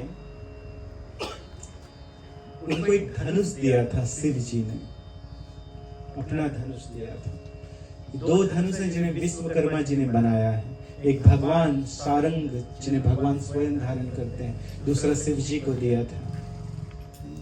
जिसके द्वारा उन्होंने अनेकानेक राक्षसों का वध किया था। तो वो धनुष उन्होंने दिया था कि आप इसकी पूजा कीजिए बढ़िया से, और एक दिन इसकी पूजा करने के कारण ही एक दिन श्री रामचंद्र जी यहाँ आए, तो पूजा करने लगे उसकी बढ़िया से, अच्छे से पूजा करते थे। और सीता जी ने एक दिन देखा तो खेल खेल में उसको उठा लिया, छोटी सी थी लेकिन उठा लिया। जिस धनुष के नीचे रावण की उंगली फंस गई और उंगली भी नहीं निकाल पाया, श्री रामचंद्र जी ने उसकी उंगली बाहर निकाली थी। उस धनुष को सीता जी ने खेल खेल में उठा लिया। तो उस दिन प्रतिज्ञा की थी जनक महाराज ने, जो इस धनुष के ऊपर प्रत्यंचा चढ़ा देगा उसके साथ में सीता का विवाह करेंगे। इसलिए बाद में धनुष यज्ञ हुआ था, इसलिए धनुष यज्ञ हुआ था। तो इस धड़े के कारण ये यहाँ सीता जी का जन्म हुआ। इस तरह से दुष्ट रावण अपने परिवार वालों के साथ इस तरह से रहता था। बहुत पुत्र थे उसके और बहुत सारे पौत्र भी थे। तो कहा गया 1 लाख बेटा और 1.25 लाख नाती, इतना बड़ा उसका परिवार था रावण का। कितने? 1,100,000 बेटा और 1.25 लाख नाती। एट द एंड उसके घर में दिया न बाती। बाद में उसके घर में कोई दिया बाती करने के लिए नहीं रह गया। क्यों? क्योंकि उसने भगवान से द्वेष किया। जो भगवान से द्वेष करता है उसका सर्वस्व नाश हो जाता है। और विशेषकर ऋषियों से द्वेष करने के कारण, ऋषियों से सेवा करवाने के कारण, ऋषियों से कर लेने के कारण, सीता जी बाद में उसकी मृत्यु का कारण बनी, लेकिन उसकी मृत्यु उसी दिन आ गई थी जिस दिन उसने साधुओं से कर लेना प्रारंभ किया था, टैक्स लेना प्रारंभ किया था। कर का अर्थ टैक्स, साधुओं से टैक्स लेता था। और साधुओं को बहुत कष्ट देता था, बहुत कष्ट।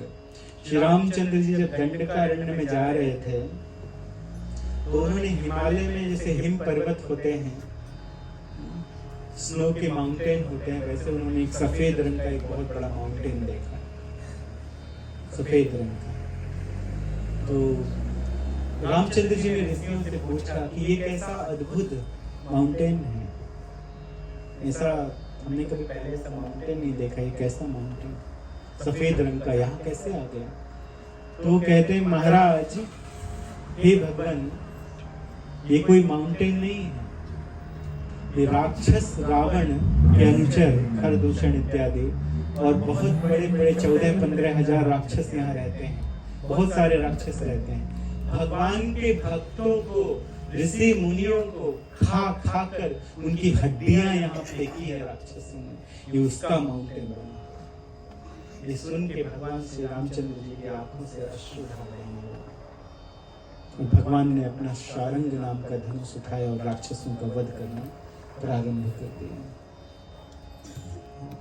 तो जब इस तरह से पृथ्वी कांपने लगी, पृथ्वी थर्राती थी, जब वो रावण चलता था तो पृथ्वी हिलती थी, पृथ्वी डोलती थी रावण के चलने से। देवता इत्यादि डर के भाग जाते थे, यहाँ तक कि यमराज जी भी अंतर ध्यान हो गए थे। यमराज जी भी उसके सामने नहीं आते थे, ये जान के कि अभी इसकी मृत्यु है। तो जब इसके अत्याचार बढ़ने लगे इस संसार में, बहुत अत्याचार बढ़ने लगे, तब पृथ्वी गाय का रूप रखकर देवताओं के पास जाती। देवता बेचारे कुछ नहीं कर सकते थे, ऋषि मुनि कुछ नहीं कर सकते, तो बड़े बड़े ऋषि मुनियों को और देवताओं को लेकर ब्रह्मा जी के पास गए कि ब्रह्मा जी साधुओं को बहुत परेशान करते हैं, साधुओं का रक्त इस पृथ्वी में गिर रहा है, जो साधुओं से सेवा करवाए वही राक्षस है, जो भक्तों से सेवा करवाए, सेवा ले, वो राक्षस है। तो ध्यान रखना चाहिए कि भक्तों से किसी प्रकार की सेवा ना ले, बल्कि भक्तों की सेवा करना चाहिए। तो साधुओं से सेवा करवाते हैं।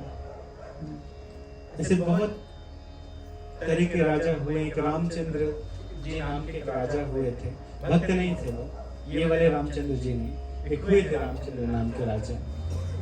तो एक बार उन्होंने ऋषियों को बुलाया, ब्राह्मणों को बुलाया अपने राजसभा में और भरी राजसभा में सबके सामने कहते हैं, एक अगस्त नाम के बहुत बड़े ऋषि हुए जिन्होंने समुद्र को पी लिया। उन्होंने बहुत बड़ा पात्र रखा, उसमें पानी भरा। अगर आप वास्तव में ब्राह्मण हैं, ऋषि मुनि हैं, तो उसे पी कर बताइए, पूरा पानी एक बार पी के बताइए। बड़ा सा कुंड बनाया और उसमें पानी भर के। ऋषि तो वो हैं अगस्त मुनि जिन्होंने समुद्र पी लिया। अगर आप लोग भी हैं ना ऋषि, ब्राह्मण है ना, तो पी के बताइए। उसमें एक बुद्धिमान ऋषि खड़े थे, उन्होंने अपनी जेब से एक सालेग्राम सिरा निकाली, पोटली में से सालेग्राम सिरा। भजन करते थे, पोटली में रखते थे। बोलते हैं, रामचंद्र जी, महाराज रामचंद्र जी, ये हमारी सालेग्राम शिला है, पत्थर है। बहुत समय पहले एक रामचंद्र जी नाम के राजा हुए थे, उन्होंने पत्थरों को जल में तैरा दिया। ये छोटी सी आपको सिला देता हूँ, उसको जल में तैरा दिया तो मान जाऊंगा कि आप भी रामचंद्र जी हैं, आप भी राजा। तुरंत समझ गया, वो तो चरणों में गिर गया, माफी मांग रहा कि माफी कर दीजिए, गलती हो गई। लेकिन ये राक्षस माफी मांगने वाले नहीं थे, ये राक्षस थे। ब्रह्मा जी सभी देवताओं को लेके, सबको लेके गए भगवान के पास और भगवान से प्रार्थना करते हैं। तो भगवान कहते हैं कि ठीक है, मैं जन्म लूंगा, दशरथ महाराज का, कौशल्या का मैं पुत्र बनूंगा। उनके रूप में अवतार लेकर मैं पृथ्वी का भार अलग करूंगा, पृथ्वी का भार मैं दूर करूंगा। तो वही भगवान अपने अन्य रूपों में वासुदेव, शंकरषण, प्रद्युम्न और अनिरुद्ध वो कौशल्या के पुत्र बने। जा दिन ते हरि गर्भ में आए, सकल लोक सुख संपत्ति छाए। जिस दिन से हरि गर्भ में आए कौशल्या के, कैसे उसमें चिरू की कहानी है। हम छोटा सा कुछ कारण बता के और समाप्त करेंगे। थोड़ी देर कथा और होगी, 15 मिनट। अगर आप लोग सब 6:30 आ जाएंगे तो 8:30 कथा खत्म हो जाएगा। सब लोग 6:30 आ जाएंगे, थोड़ा कीर्तन होगा। इसके बाद ये 3 दिन में कथा करनी है। राम जन्म आज ही करना चाहते थे, लगता है राम जन्म कल करना पड़ेगा। जब रावण को पता चला देवताओं के द्वारा, नारद जी के द्वारा, कि भगवान जन्म लेंगे दशरथ का पुत्र बनके, तो बार बार पहले से उनके वंश को नष्ट करना चाहता था। दिलीप महाराज को मारना चाहता था जो रघुकुल में आए, लेकिन दिलीप महाराज से वो युद्ध नहीं कर सका, हार गया। दिलीप महाराज ने कुछ केवल चावल ऐसे फेंके थे जमीन पे, तो वो जाके उसको लगे, वहां ढूंढने लगे। वो हजारों बाण वो चावल से प्रकट हुए लंकापुरी में। तो मंदोदरी ने प्रार्थना की तो बाण वापस गए। दिलीप महाराज को समझकर बाणों का समन कर दिया। अज महाराज उनसे परास्त हुआ, उनको भी नष्ट करना चाहता। रघु महाराज को नष्ट करना चाहता था, उनसे भी परास्त। दशरथ को भी नष्ट करना चाहता था, दशरथ महाराज से भी परास्त हुआ। दशरथ जो 10 दिशाओं में जिनका रथ सूर्य की किरणों के समान तेजी से भागता है, वो दशरथ है। जिनके पुत्र दशानन की मृत्यु का कारण बनेंगे, वो दशरथ। बहुत प्रतापी राजा हुए, बहुत शक्तिशाली राजा हुए, रावण इन्हें हरा नहीं पाया। लेकिन हराना चाहता था, तो उसने बहुत तपस्या की। इनकी शक्ति को देखकर ब्रह्मा जी को प्रसन्न किया। तो ब्रह्मा जी से वरदान मांगा कि इनके दशरथ महाराज के वीर्य से कोई संतान ना हो, इनका पुत्र मुझे मारेगा। तो वरदान मांग लिया कि इनकी कोई संतान ही ना। तो नहीं देना चाहते थे वर, लेकिन ब्रह्मा जी ने वर दे दिया। ठीक है, तपस्या की है तो देना पड़ेगा, तो दे दिया। बहुत समय तक जब इनकी कोई संतान नहीं हुई, महाराज बूढ़े हो चले थे। 3 पत्नियां थी, कौशल्या, कौशल राज ने अपनी पुत्री दी थी, कैकेयी और सुमित्रा। तो इनकी एक पुत्री भी थी जिनका नाम था शांता। लेकिन इनके मित्र जिनका नाम था रोमपाद, अंग देश के राजा, उन्होंने मांग लिया था कि पुत्री को दे दो, पुत्री को, मैं इसका पालन करूंगा। तो पुत्री को अंगराज को दे दिया था, रोमपाद जी को दे दिया था। एक बार रोमपाद जी के राज्य में सूखा पड़ा, वहां भी सूखा पड़ा, अर्थात बारिश नहीं हुई, भूमि कुछ उपजा नहीं हुई, तो बारिश नहीं होगी तो फसल कैसे निकलेगी। तो किसी ने बताया, ऋषि मुनियों ने बताया, अगर एक शुद्ध ब्रह्मचारी, परफेक्ट ब्रह्मचारी अगर आ जाए इस राज्य में तो अच्छा, लेकिन परफेक्ट ब्रह्मचारी कहाँ मिलेगा जिसने कभी मन वचन से स्त्री का चिंतन ही नहीं किया, मन वचन करने से। तो पता चला कि एक है विभांडक मुनि का पुत्र। विभांडक मुनि ने अपने पुत्र को जंगल से कहीं बाहर जाने ही नहीं दिया। आज तक उन्होंने स्त्रियों को देखा ही नहीं, केवल फल फ्रूट खाए और अपने पिता से शिक्षा प्राप्त की। वो नहीं चाहते थे कि ये संसार में फंसे। कोई यदि अपने जीवन में पूर्ण ब्रह्मचारी बन जाए तो 99% काम हो गया, 1% काम बचता है भगवान की भक्ति।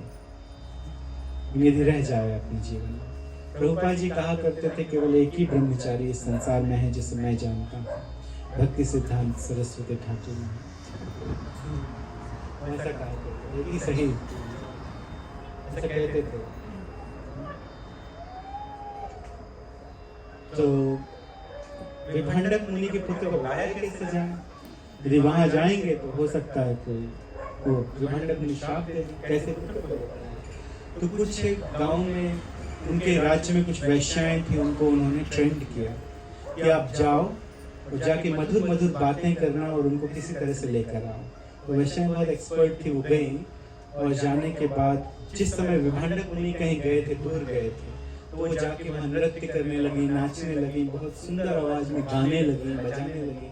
तो वो आए और आकर कहते हैं उनके पुत्र ऋषिशृंग, उनका नाम था, कहते देवी आप लोग कौन हैं? मैंने कभी आपके जैसे स्वरूप वाली स्त्रियों का दर्शन नहीं किया, अपना परिचय दीजिए। तो उन्होंने कहा हमारी कुटिया यहाँ पास में ही है, पास में ही रहते हैं, आप ये फल फ्रूट खाएंगे? हम लेकर आए हैं। तो मिठाइयाँ लेकर आई थी और उनको मिठाइयाँ खिलाई। तो ऐसे फल फ्रूट तो हमने कभी खाए नहीं अपने जीवन में, तो फल फ्रूट ही खाते थे। लेकिन जब वो चली गई स्त्रियाँ तो उनकी सुंदर वाणी का बार बार स्मरण होता था, उनके स्वरूप का स्मरण होता था, खाए हुए मिठाइयों का स्मरण होता था। तो दूसरे दिन उनकी कुटिया में खुद गए ऋषि सिंह।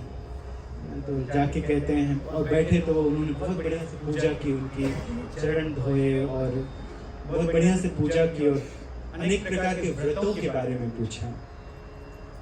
तो इसके बाद उन्होंने व्रतों के बारे में पूछने के बाद वो कहती है कि यहाँ से पास में ही हमारा घर है, आप क्यों ना हमारे साथ चल के और ये सौभाग्य जो व्रत आदि के बारे में आप हमारे दूसरे परिवार वालों को भी बताइए। तो चलने के लिए तैयार हो गए। तो उनको नगर में ले आए। जैसे ही पहला कदम नगर में रखा ऋषिशृंग ने बारिश में, तो एक बार वशिष्ठ मुनि के पास गए थे दशरथ महाराज और जाके कहते हैं हमारी आयु हो चली है, चौथापन आ गया है, लेकिन अभी तक हमारा कोई पुत्र नहीं है। तो वशिष्ठ जी ने कहा कि आप अश्वमेध यज्ञ कीजिए और पुत्रेष्ठी यज्ञ करने के लिए आपके मित्र के घर में इस समय ऋषिशृंग आए हुए हैं, उन्हें बुलाइए। यदि वो आपके घर में आकर पुत्रेष्ठी यज्ञ करेंगे तो आपकी संतान होगी। तो उनको बुलाया गया, ऋषिशृंग जी आए। तो पहले महाराज ने एक अश्वमेध यज्ञ किया, एक घोड़ा छोड़ा गया जो पूरे विश्व में घूम कर आया, और उसके बाद पुत्रेष्ठी यज्ञ किया गया जिसमें अनेकानेक वेदों के अथर्ववेद इत्यादि के मंत्र बोले गए, और उसके बाद उस मंत्र से एक यज्ञ पुरुष निकला अपने हाथ में चिरू लेकर, प्रसन्न होकर यज्ञ से, और उन्होंने कहा कि ये चिरू का थे स्वीट राइस, खीर ले जाकर अपनी पत्नी को दीजिए, अपनी पत्नियों को दीजिए, इससे उन्हें पुत्रों की प्राप्ति होगी। तो महाराज गए, उसका आधा भाग किया और आधा कौशल्या को दे दिया। फिर आधे के 2 भाग किए और आधा कैकेयी को दे दिया। फिर उसके 2 भाग किए तो सोच समझकर, और जब 2 भाग किए तो कौशल्या और कैकेयी ने वो 2 भाग मिलकर सुमित्रा को दे दिए। इससे वो गर्भवती हुई, रानियां गर्भवती हुई। तो सुमित्रा के जुड़वा पुत्र होंगे। खीर के 2 भाग उन्होंने खाए, एक एक में दिया, सुमित्रा को दिया। तो वासुदेव, शंकरषण, प्रद्युम्न और अनिरुद्ध ये अपने अलग अलग रूपों में राम, लक्ष्मण, भरत, शत्रुघ्न के रूप में जन्म लेंगे। तो भगवान श्री रामचंद्र जी 12 महीने तक गर्भ में रहे। संसार में हम देखते हैं कि 9 महीने में बच्चा हो जाता है, उसको पहले ही हो जाता है, तो रखना पड़ता है, अलग से एक बोर्ड में रखना पड़ता है। तो जा दिन ते हरि गर्भ में आए, सकल लोक सुख संपत्ति पाए। सारे मुनि खुश हो गए, नदियां खुश हो गई, पहाड़ खुश हो गए, ऋषिगण खुश हो गए, देवता खुश हो गए और आके गर्भस्थ भगवान की स्तुति करने लगे। कुछ समय देते हैं देवताओं को स्तुति करने के लिए, कल तक स्तुति कर लें जितना स्तुति करना है। कल श्री रामचंद्र जी का जन्म होगा, तो भगवान की कुछ बाल लीलाएं होंगी श्री रामचंद्र जी की, और ऋषि आएंगे, उनको विश्वामित्र जी आएंगे वन में लेके जाने के लिए। हरे कृष्ण। बोले श्री रामचंद्र जी की, सीताराम लक्ष्मण हनुमान की, सदावर कृष्ण चंद्र की, सब संतन की, श्रील प्रभुपाद की। हरे कृष्ण कृष्ण कृष्ण हरे हरे, हरे राम राम राम हरे हरे। आरती होगी, आरती के बाद सबके लिए प्रसादम होगा। उस समय का ध्यान रखिए, कल सैटरडे यहाँ छुट्टी होती है, सैटरडे संडे, तो 2 दिन 6:30 बजे सब लोग यहाँ पर आ जाइए। थोड़ी देर कीर्तन करके भगवान की फिर कथा प्रारंभ करेंगे।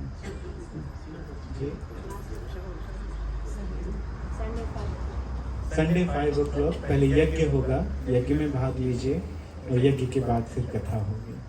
तो संडे 5 o'clock और कल 6 बजे 6:30 बजे आ जाए। हरे कृष्ण।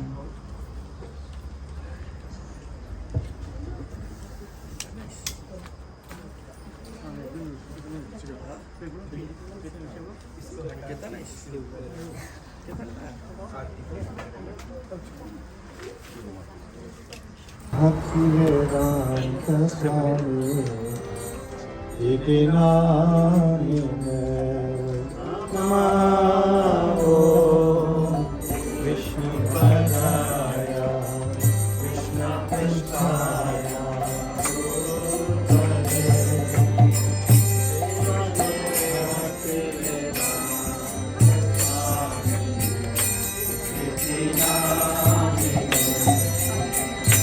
नमस्ते सरस्वती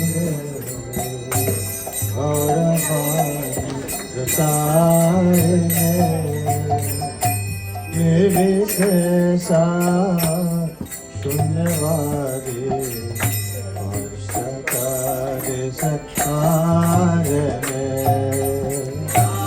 नमस्ते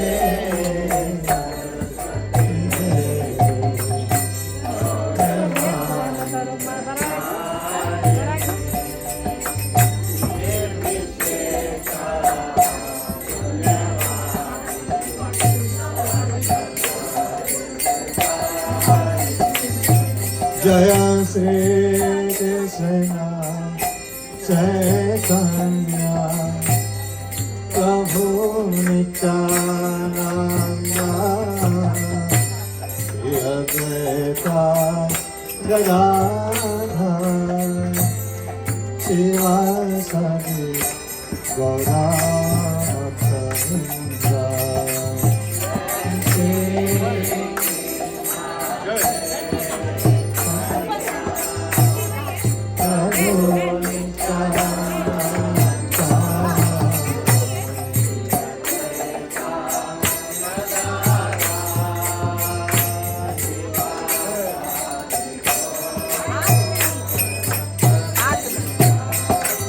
जय श्री कृष्ण चैतन्य प्रभु नित्यानंद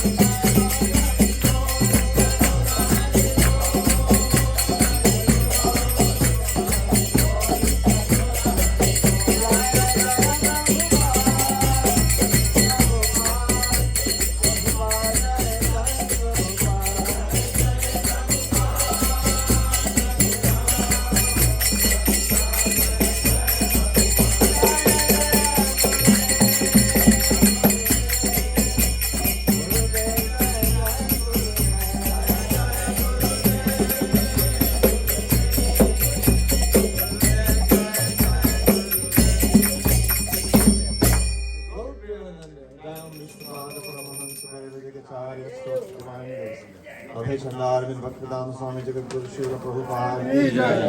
आचार्य श्रील प्रभुपाद की जय। गुरुविंद की गुरु परंपरा की श्री श्री राधा गोविंद भगवान की कालिया धाम की सीताराम लक्ष्मण हनुमान की रामायण महारानी की सनातन धर्म की जय। गौर प्रेमानंदे गौरीश्वर समुद्र गौरीश्वर समुद्र गौरीश्वर समुद्र गौरीश्वर श्री गुरु श्री गौरंगा गौर प्रेमानंदे। Sing prayer we go. Namaste Narashivaya. Namaste Narashivaya.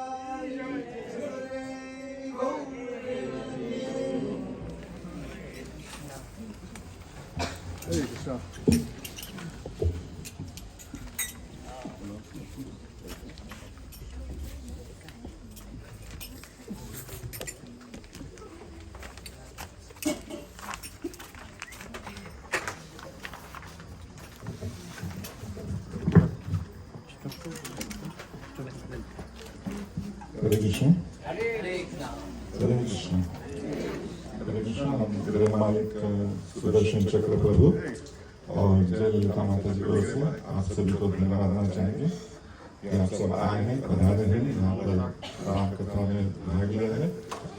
तो इसी प्रकार से आशा रखते हैं